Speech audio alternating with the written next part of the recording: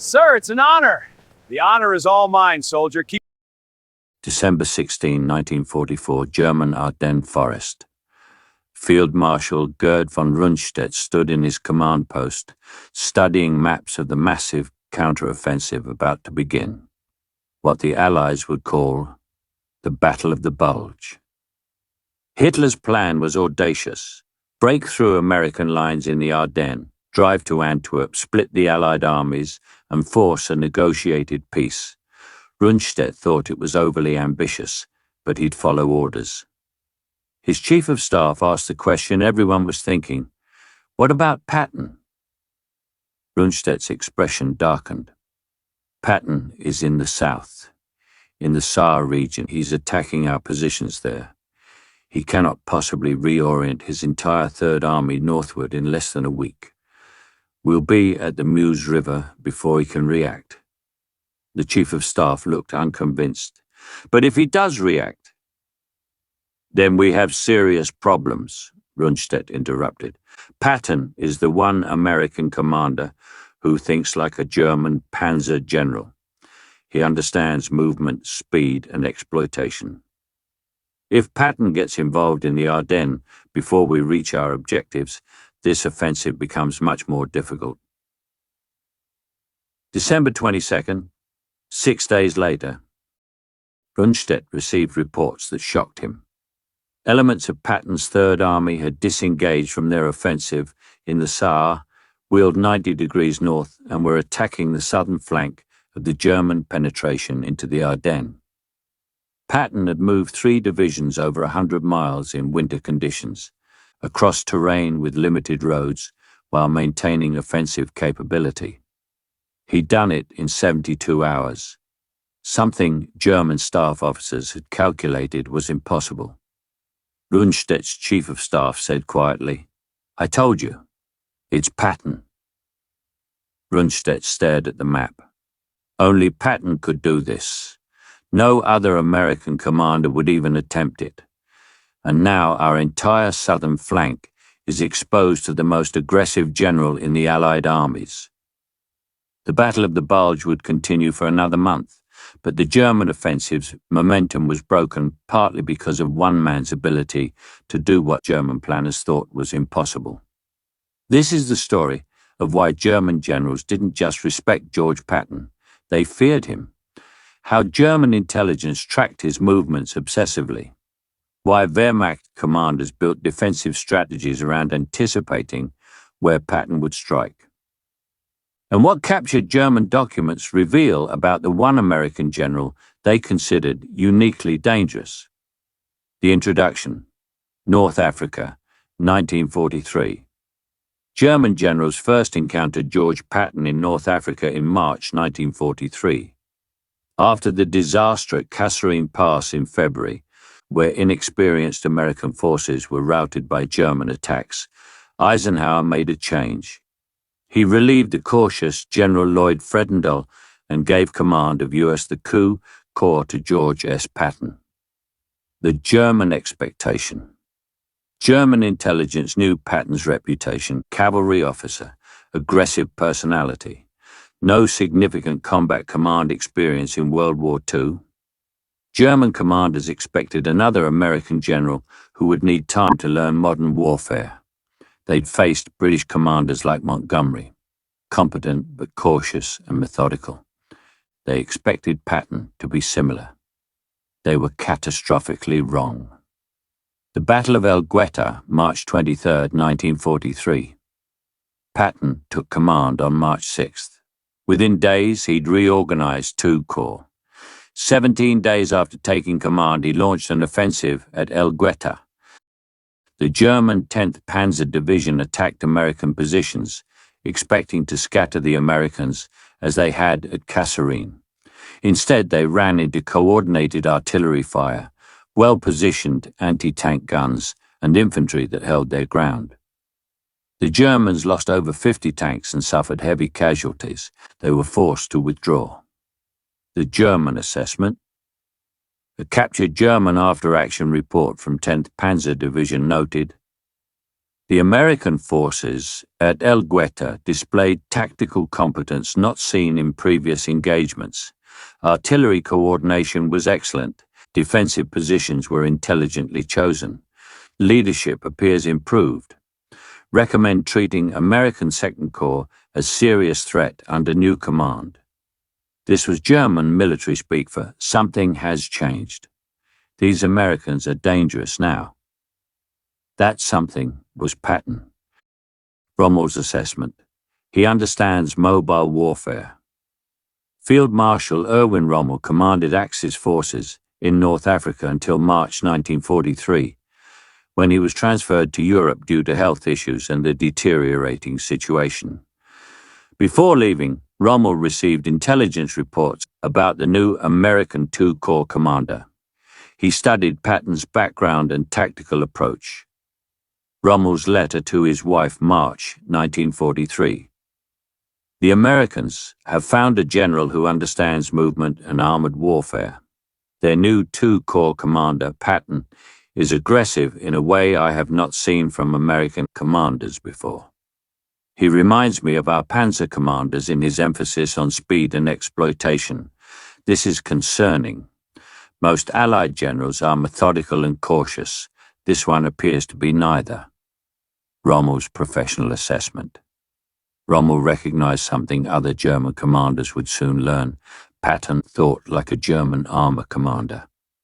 German armored doctrine emphasized speed and momentum, exploitation of breakthroughs, deep penetration into enemy rear areas, disrupting enemy command and logistics, keeping the enemy off balance through constant movement.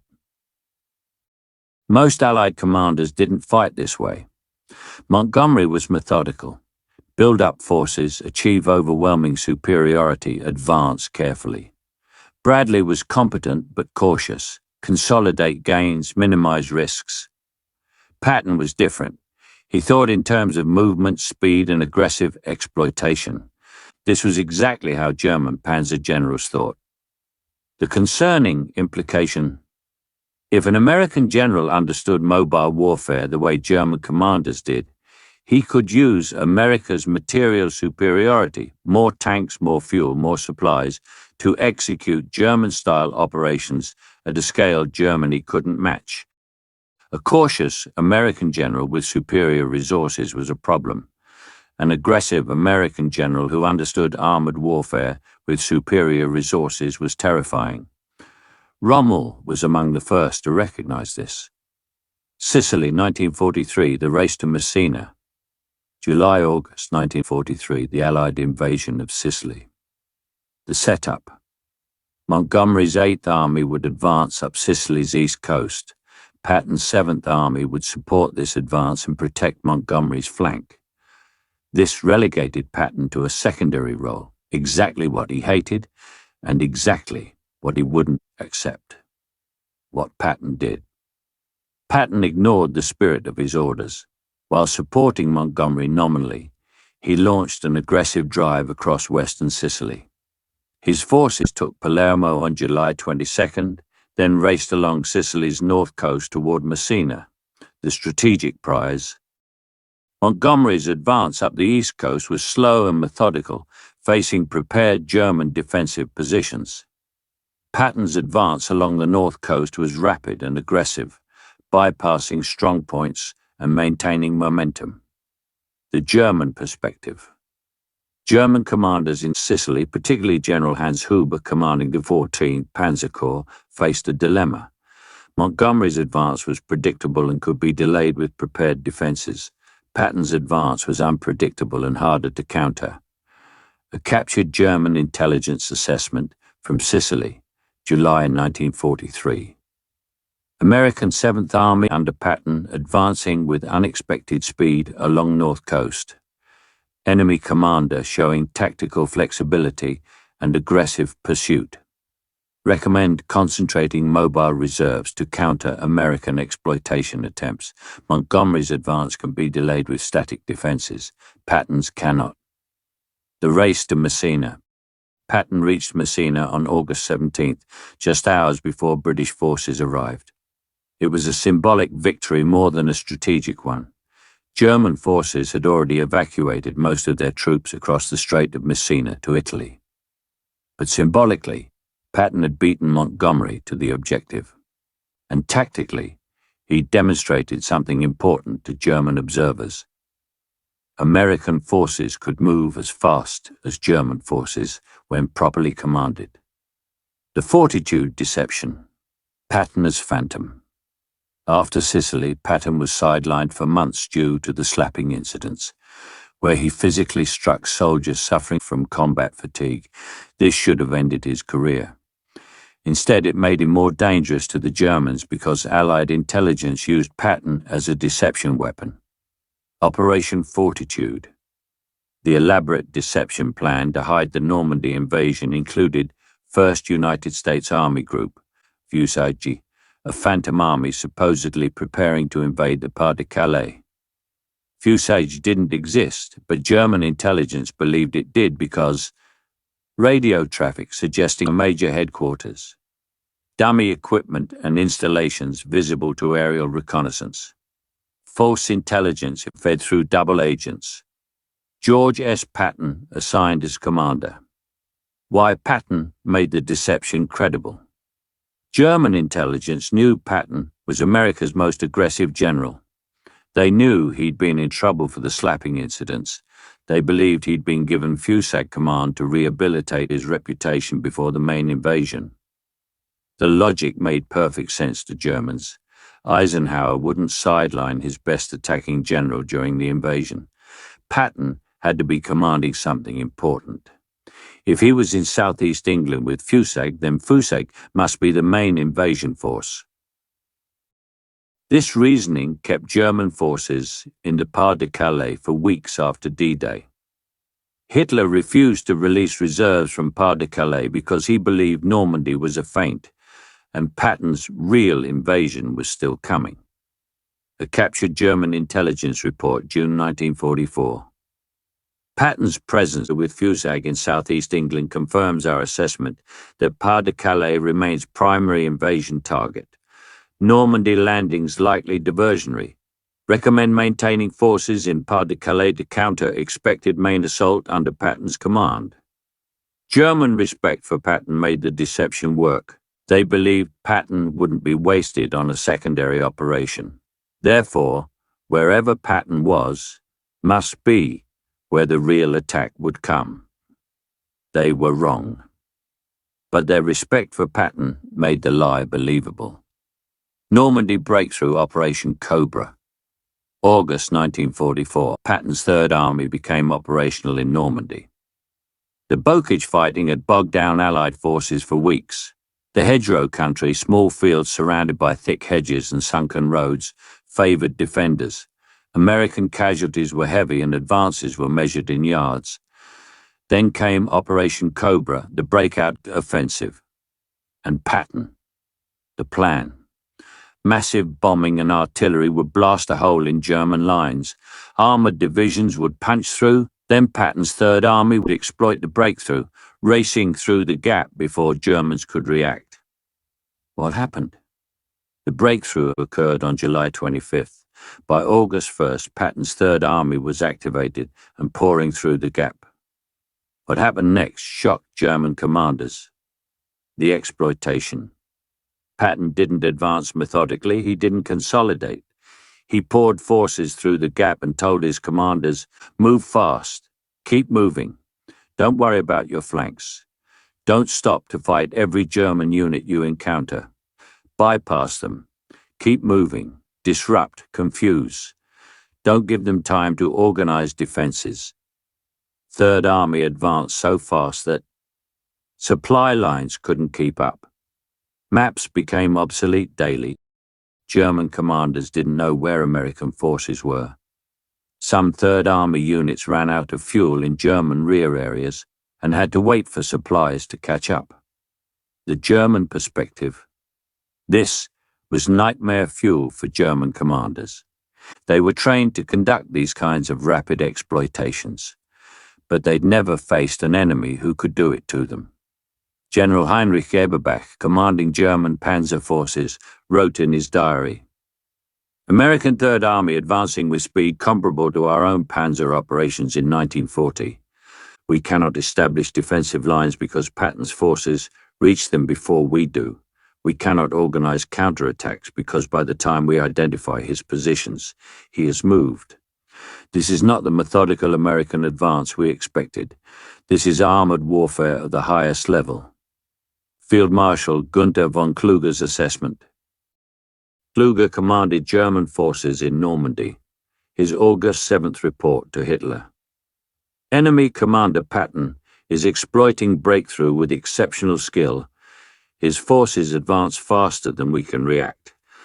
Recommend withdrawing to prepared defensive lines rather than attempting to contain current breakthrough. American exploitation under Patton makes static defense impossible. Hitler rejected this advice and ordered counterattacks. This led directly to the Falaise pocket disaster, where German forces were trapped and destroyed. The Lorraine campaign, German respect grows. September-December 1944, eastern France, the Lorraine region. After the spectacular dash across France, Patton's advance slowed. Supply problems, German resistance, and terrain made the Lorraine campaign a grinding struggle. But German commanders learned another reason to fear Patton. He was as dangerous in difficult circumstances as in exploitation. The fortress, Metz. Metz was a heavily fortified city with defenses dating to Roman times, reinforced by French and Germans over centuries. It had never been taken by direct assault. German commanders expected Patton to besiege it slowly or bypass it. He did neither.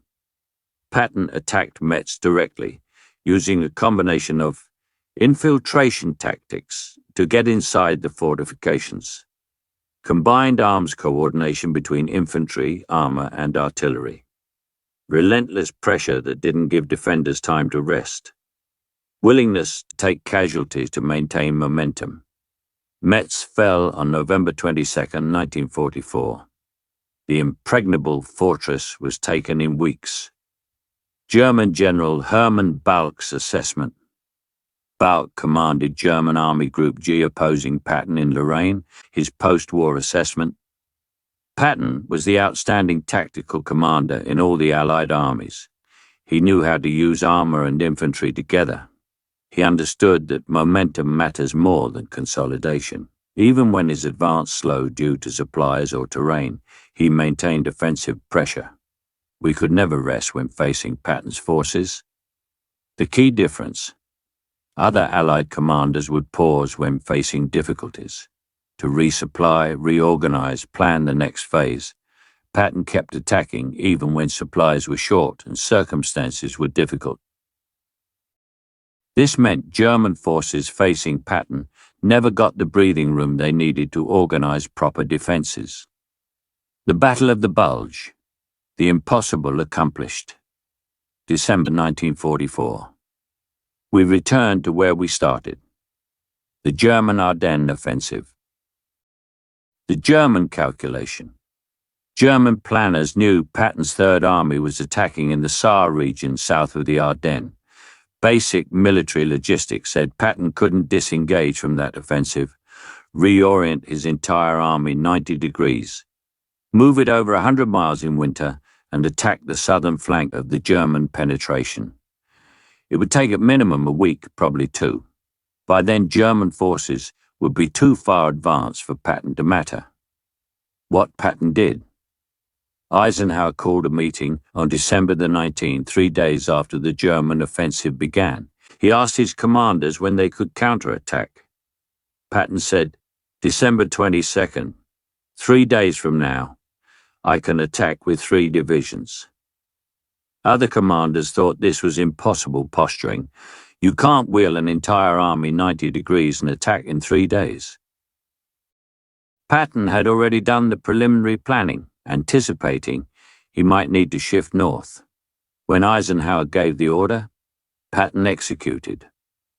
The German reaction. General Hans von Manteuffel, commanding 5th Panzer Army in the Bulge, wrote post-war, We knew American forces would eventually counterattack our southern flank. We calculated we had at least a week before significant forces could arrive. Then Patton attacked on the 22nd, impossibly fast. Only Patton could have done this. It was the kind of rapid reorientation we prided ourselves on. Having it done to us by an American general was instructive. Field Marshal von Rundstedt's assessment. In post-war interrogations, Rundstedt said, "Patton was the only American general I truly feared.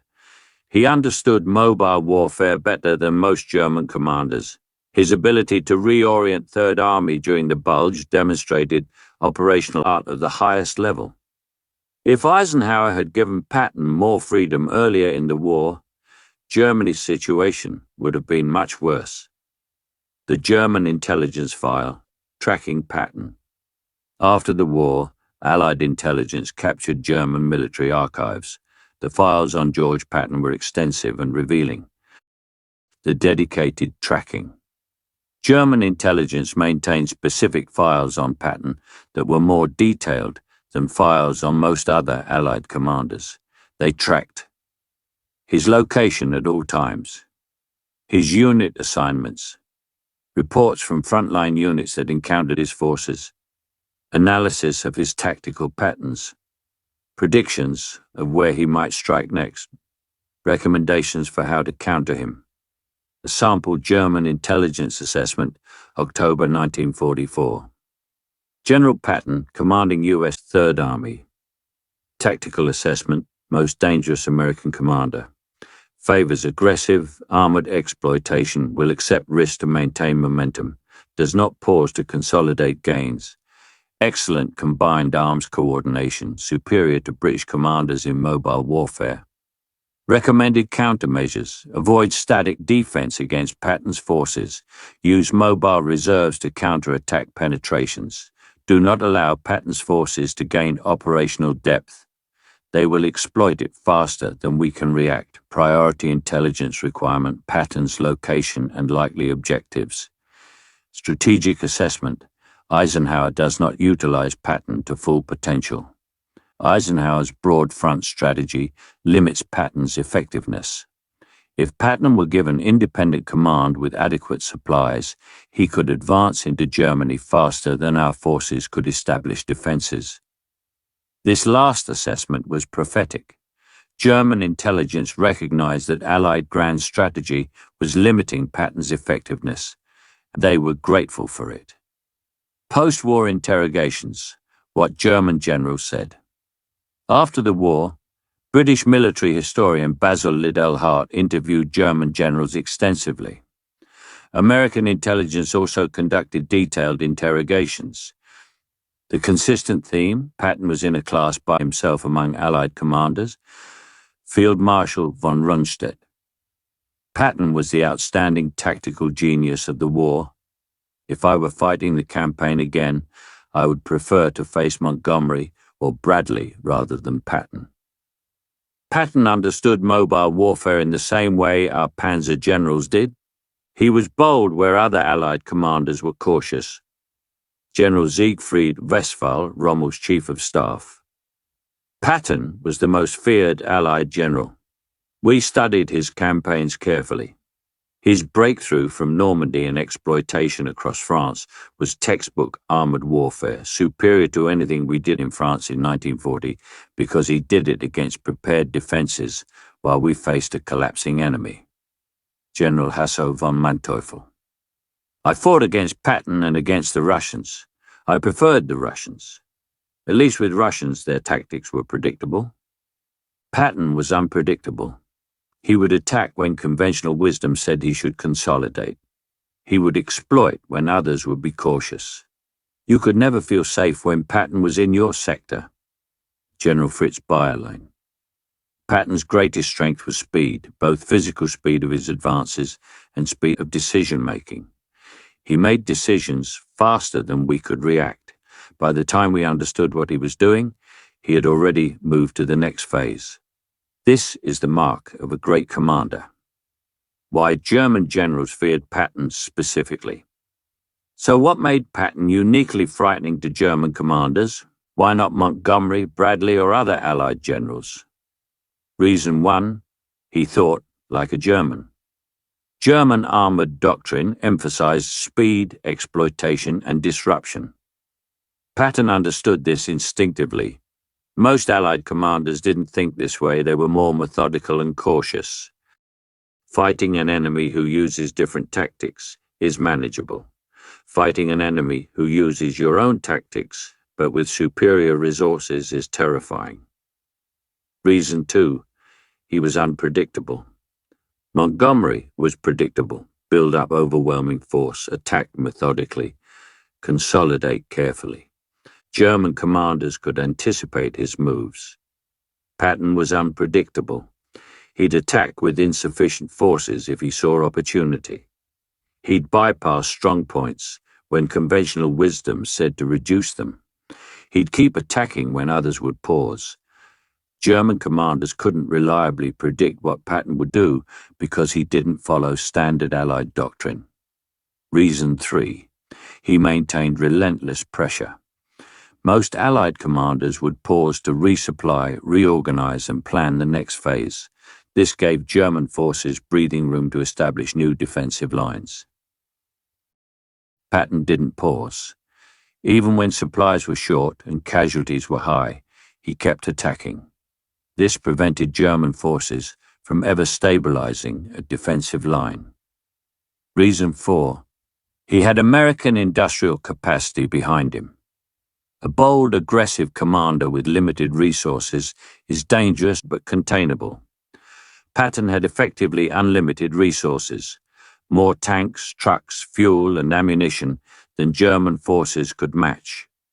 German panzer generals understood exploitation warfare, but were constantly limited by fuel, ammunition, and equipment shortages. Patton could execute the same tactics without those constraints. A German general doing what Patton did would run out of fuel. Patton just called for more fuel, and it arrived. Reason 5, he understood combined arms warfare. Patton coordinated infantry, armor, artillery, and air support better than most commanders.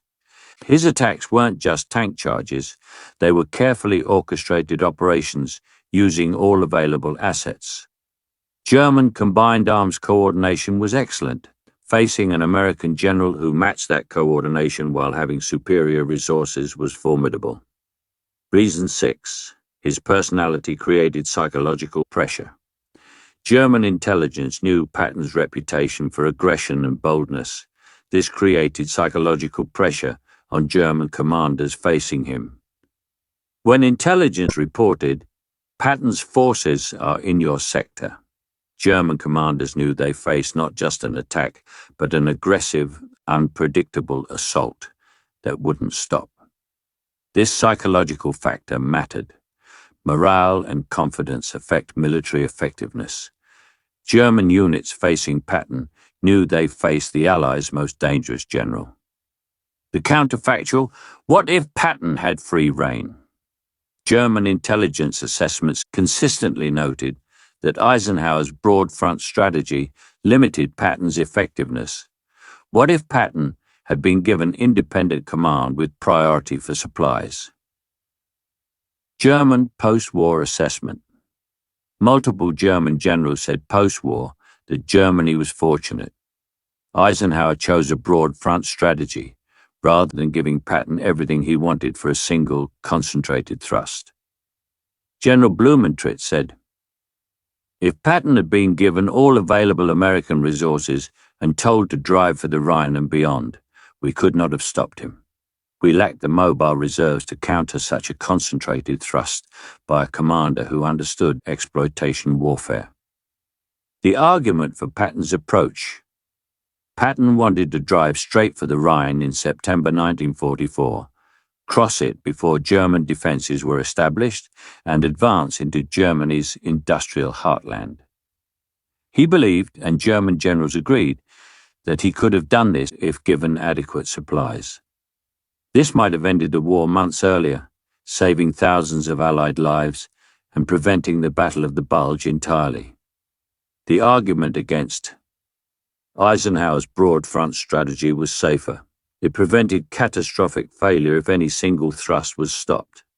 It maintained Allied unity by giving British, American, and other forces meaningful roles. A concentrated thrust under Patton might have failed if German forces concentrated against it, and success would have created a narrow salient vulnerable to counterattack. The German view. German generals consistently said they preferred facing the broad front rather than facing Patton with concentrated resources. This suggests Patton's approach might have been more effective, but we'll never know. Eisenhower chose the broad front. Patton's full potential was never realized.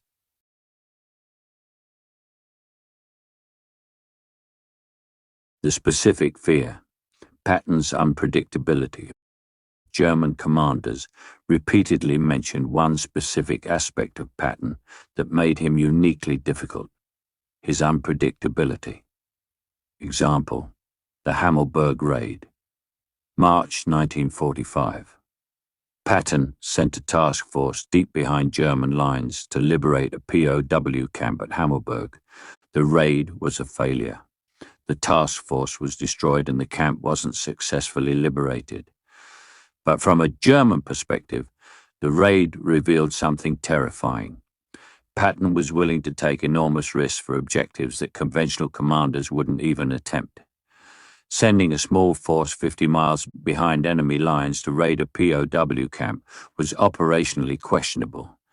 But it showed German commanders that Patton might attack anywhere, anytime, regardless of conventional military wisdom. The psychological impact. German commanders had to defend everywhere because Patton might attack anywhere, and they couldn't predict his objectives based on standard military logic because Patton didn't always follow that logic. This uncertainty forced German forces to spread their defenses rather than concentrating against likely attacks. It created psychological stress on German commanders who never knew where Patton might strike. The comparison Patton versus Montgomery in German eyes. German generals consistently rated Patton as more dangerous than Montgomery, despite Montgomery's reputation and success. Why Germans preferred facing Montgomery. Montgomery was methodical and predictable. He'd build up overwhelming forces, attack when prepared, and advance carefully. German commanders could anticipate Montgomery's moves. They knew where he'd attack based on logistics and terrain. They had time to prepare defenses because Montgomery wouldn't attack until everything was perfect. A captured German assessment. Montgomery is a competent general who will defeat us through material superiority and careful planning, but we can delay him with prepared defenses and mobile reserves. We can predict his moves and respond accordingly. Why Germans feared Patton. Patton was aggressive and unpredictable.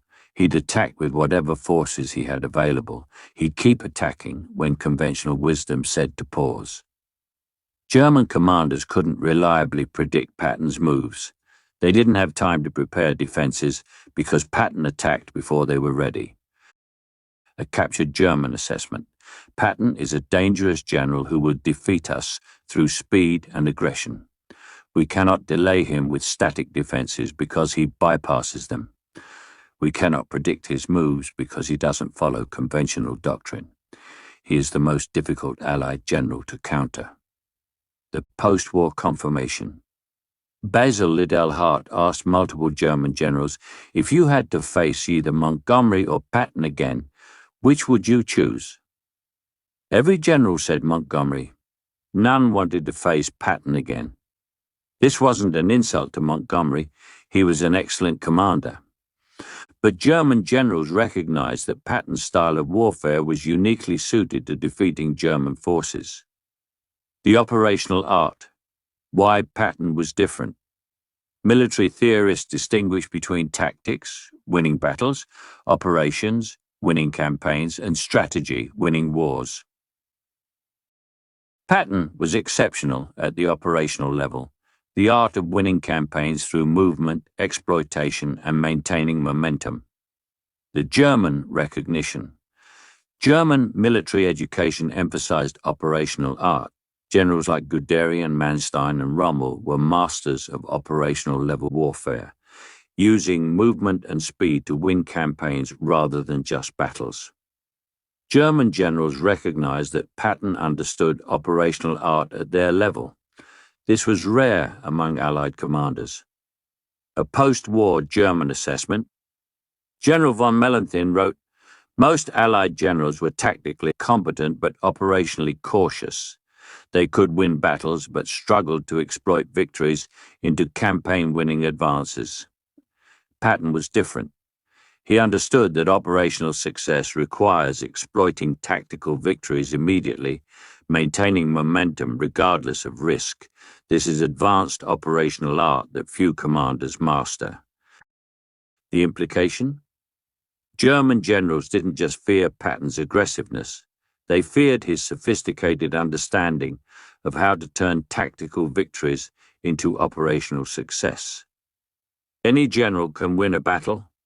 Turning that battle into campaign-winning exploitation requires understanding operational art.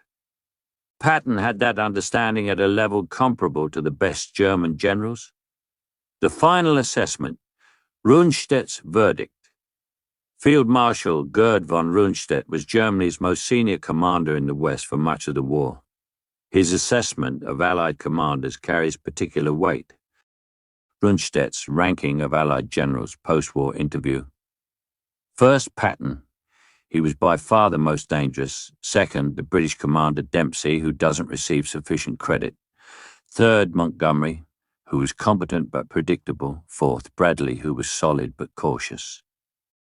When asked why, Patton was first. Patton understood mobile warfare in the way our own panzer generals did.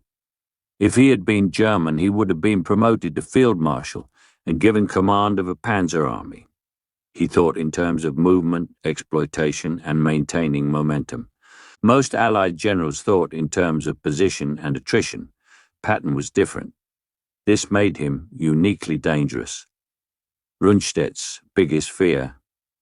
My greatest fear throughout 1944 and 1945 was that Eisenhower would give Patton independent command with adequate resources. If Patton had been turned loose with priority for supplies, he could have reached the Rhine in September 1944.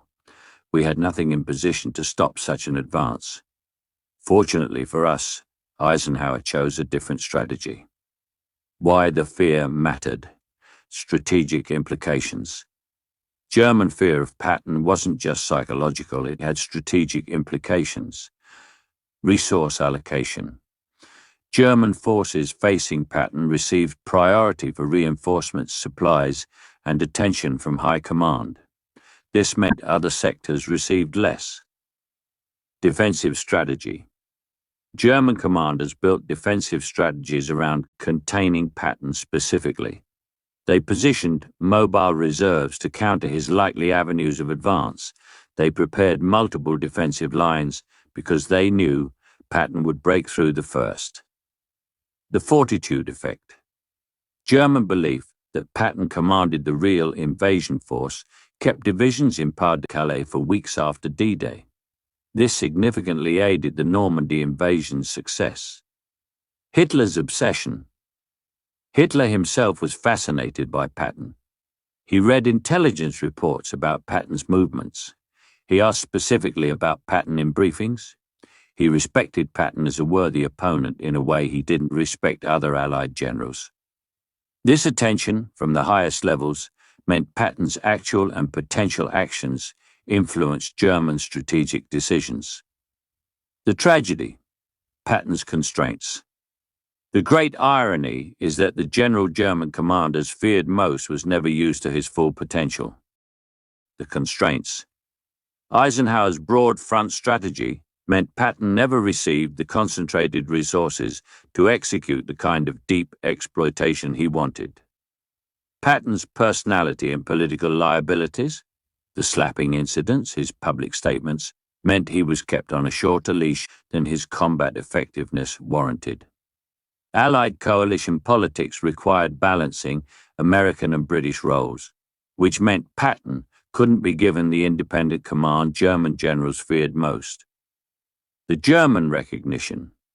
German generals recognized post-war that they'd been fortunate that Patton was constrained by Allied coalition politics and Eisenhower's strategic choices.